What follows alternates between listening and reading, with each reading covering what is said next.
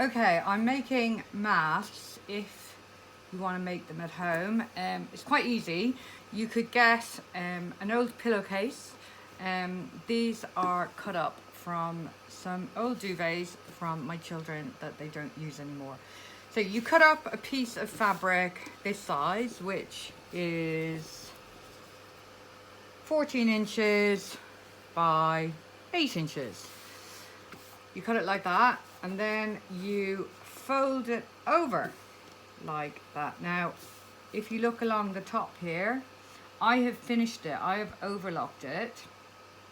If you haven't got an overlocker, you can just zigzag it if you have a normal machine, or you can just turn it over and flat stitch it.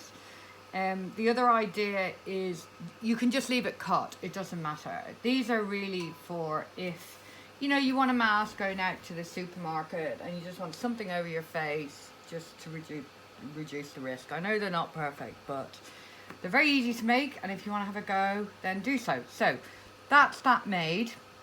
Now I've used binding, which, because I'm making a lot of masks, I've made 14, I've got another 260 to make, and probably lots more after that. I've been using this binding, which has been donated to help me out from the amazing Victoria McCulloch and Wallace. She's been amazing. So what you do then, I've made one here earlier. Let me show you this one here. This is what we're going to make. So after you've folded it over like this, you get it under your machine. And if Connor, my son, who's taping here, maybe he'll zoom in. He can see. Can you see what I'm doing? If you maybe come in on top. So you do a pleat, maybe 3 little pleats. They're about 1 centimetre, like that, each. Fold over each side. That measures about 4 inches. And then do the same the other side, catching them.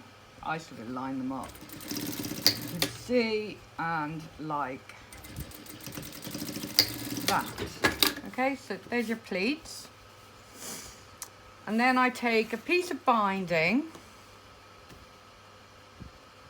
Now I've done one here. This is the binding that I've done. That's what it's going to look like. The binding, this one's actually a little bit short, but the better length. If you want to tie them behind your head, we cut them, how long do we cut them, Connor? We cut them 30 inches. And I put a little nip in the middle so that you can line it up with the middle of the mask. These ones are slightly shorter. You can still use them. They're 24 inches, I cut them. They will still tie behind your ears. So you fold the top bit and you fold it, I fold it in. So you put it under the machine like that. And then we top stitch it. I need to get the middle of it, which is there. Oh, there's a little notch there, which is really handy. So do that and you can see where my notch is. That doesn't look like the middle, but it is. Okay. And then you tuck that in there. Stitch it. And I slightly stretch it so you get a bit more length out of it. I hope you guys can see that. And then you come to the end, you fold it, turn it in, and line it up. Hopefully you can see that.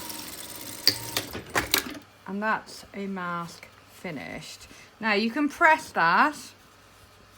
I've made these for the hospitals. They put a special filter or something inside. But what's great for these, for you if you're at home, is you can wash them and use them every day. So you wash them after you go out and just let it dry.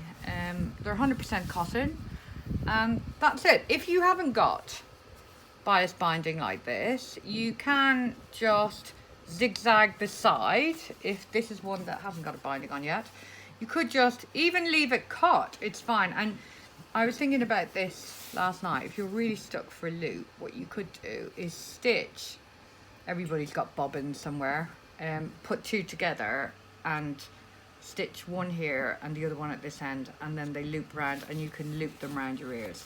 Really simple, but it works. Or even a piece of just fabric cut. If you want, you can measure the distance for your ears. But that's it, guys. Happy sewing.